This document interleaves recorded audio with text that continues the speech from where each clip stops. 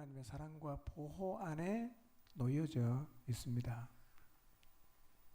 그래서 우리는 살 수 있습니다.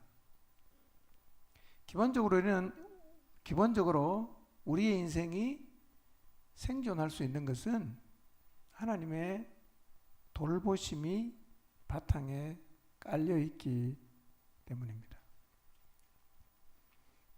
이 그림을 생각해 보십시오. 그림도 아니죠? 이 선을 생각해 보시길 바랍니다. 이 선을 벗어나면 인간은 다 죽어요. 그런데 우리 인생은 결코 이 선을 벗어나지 않습니다. 그리고 하나님은 우리가 아무리 잘못해도 이 선은 거두어가지 않습니다. 이 선은 생존의 선입니다. 그리고 동시에 이 선은 우리를 향한 하나님의 사랑의 선입니다. 이 선은 우리의 인생이 끝나는 날까지 절대로 없어지지 않습니다. 하나님은 이 선을 끝까지 고수하실 것입니다. 이것만 해도 우리는 하나님을 찬양하며 살아야 합니다. 그래서 우리 인생은 기본적으로 보장을 받고 출발한 겁니다. 저와 여러분의 인생은 기본적으로 보장을 받고 출발을 하는 겁니다. 특별히 일반 은총이라고 표현하는 인간의 생존에 필요한 모든 은혜는 하나님은 세상이 끝나는 날까지는 거두어가지 않습니다. 그래서 하나님을 믿지 않는다고 해도 모든 인간은 이 땅에서 하나님의 피조물인 한 인간으로 생존하는 것이 불가능하지 않습니다. 그런데 여기에 하나님의 자녀가 되고 나면 더해지는 게 있습니다. 더해지는 것. 좀 더 세심한 하나님의 관심과 배려와 하나님의 최선이 구원받은 자녀에게는 더해집니다. 사실은 그리스도인의 인생은 걱정할 필요가 없습니다. 왜냐하면 이미 그분이 다 알아서 우리의 최선으로 인도하시는 일을 지금까지 한 번도 멈춘 적이 없고 앞으로도 멈추지 않을 것이기 때문에 우리가 사실은 인생을 살면서 걱정할 필요가 없습니다. 2절 4절을 한번 보시겠습니다. 성경을 펼쳤어요. 2절 4절 읽읍시다.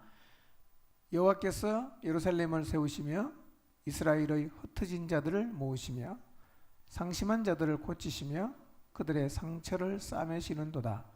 그가 별들의 수효를 세시고 그것들을 다 이름대로 부르시는도다.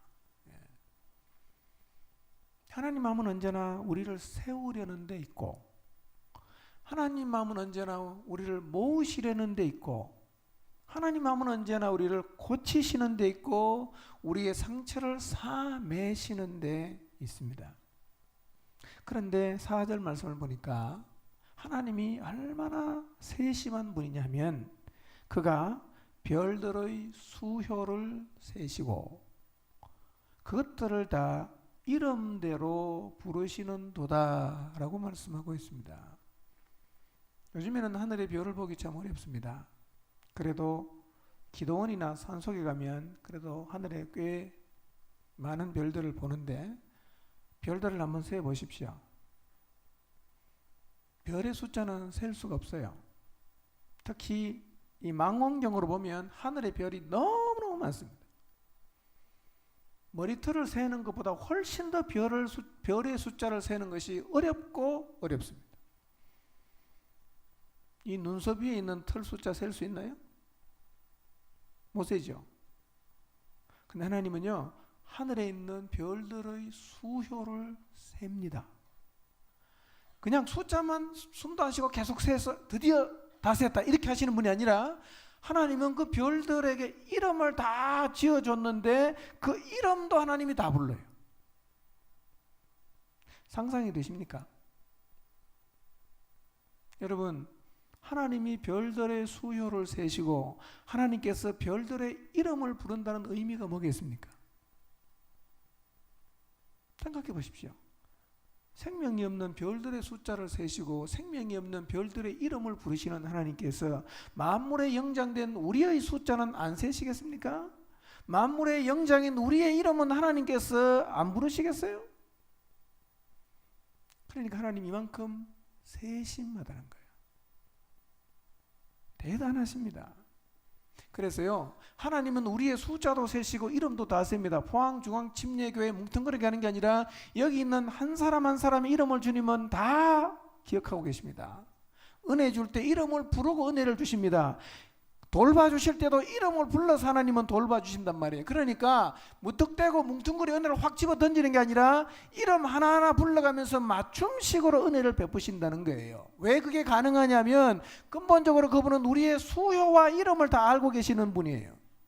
그래서 시편 139편 2절에 보니까 주께서 내가 앉고 일어섬을 아시며 멀리서도 나의 생각을 밝히 아시오며 그랬습니다. 여러분이 앉고 일어서는 걸 아세요. 하나님 멀리 계시는 것 같지만 여러분이 무슨 생각을 하는지도 하나님은 다 아십니다. 그렇게 우리를 세밀하게 아신 하나님께서 그 세밀하게 아는 것을 바탕으로 우리에게 은혜를 주시고 세밀한 것을 아시는 것을 바탕으로 우리의 인생을 최선으로 인도하신다. 우리가 이미 그런 은혜를 누리고 있단 말이에요.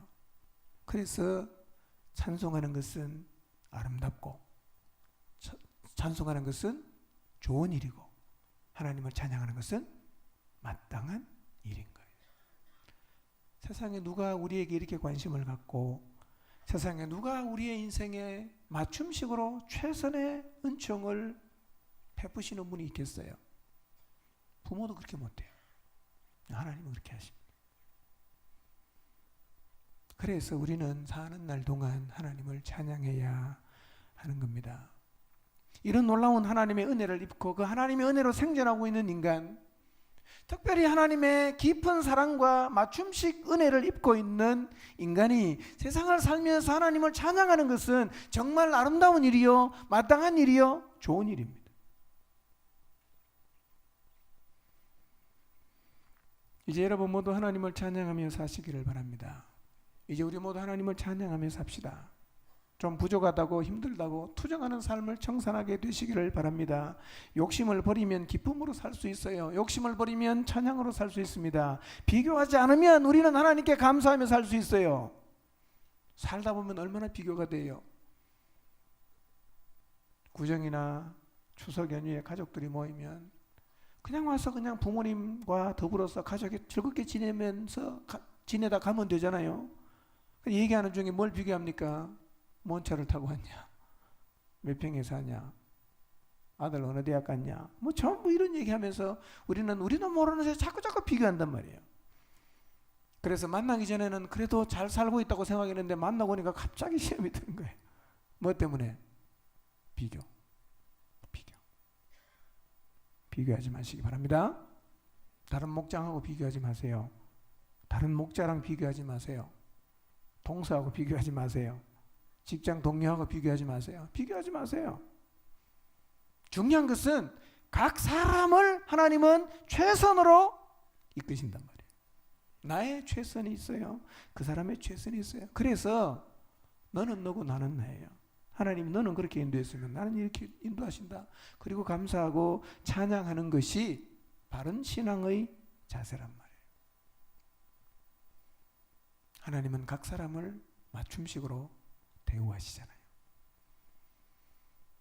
하나님이 여러분을 낮추실 때는요, 겸손하게 낮아지시기를 바랍니다. 예, 낮아져야 됩니다. 고난을 받게 하실 때는요, 묵묵하게 그 고난을 받으십시오. 힘든 상황을 지나게 하시면 힘든 상황 속에서 잘 견디십시오. 부족하게 하면 부족한 대로 부족하면 부족한 대로 사시면 되죠. 남편이 계속 힘들게 한다. 힘들게 하는 남편과 더불어 그냥 감사한 마음으로 사십시오.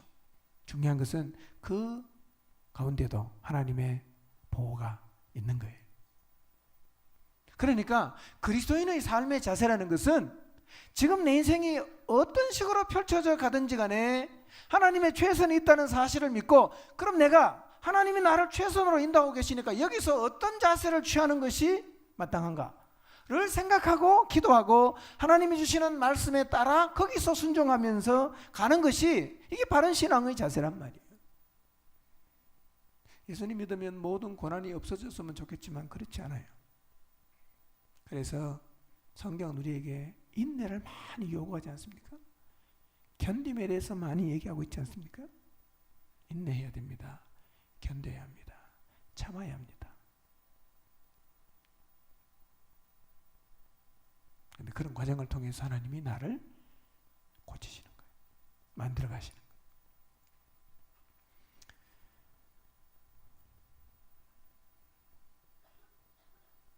힘을 많이 가지는 것이 여러분의 신앙의 목표가 되지 않으시기 바랍니다. 세상에서 성공하는 것이 여러분의 신앙의 목표가 절대로 되지 마시기를 바랍니다. 신앙인은요, 자기가 힘을 많이 가지려고 애쓰는 게 아니라 모든 힘을 가지고 계신 전능하신 하나님을 경외하고 그 하나님의 인자하심과 사랑을 계속해서 바라면서 살아가는 거예요. 이게 신앙인의 자세입니다. 여러분 모두가 하나님을 경외하시고 하나님의 인자를 바라는 자리에 서게 되시기를 바랍니다. 힘들지만 내 삶 속에 하나님의 최선이 있음을 믿고 찬양하며 사시고, 너무 아프지만 그 가운데 주님의 최선이 있음을 믿고 찬양하며 살아가는 여러분들이 되시기를 주님의 이름으로 축원합니다. 기도하겠습니다.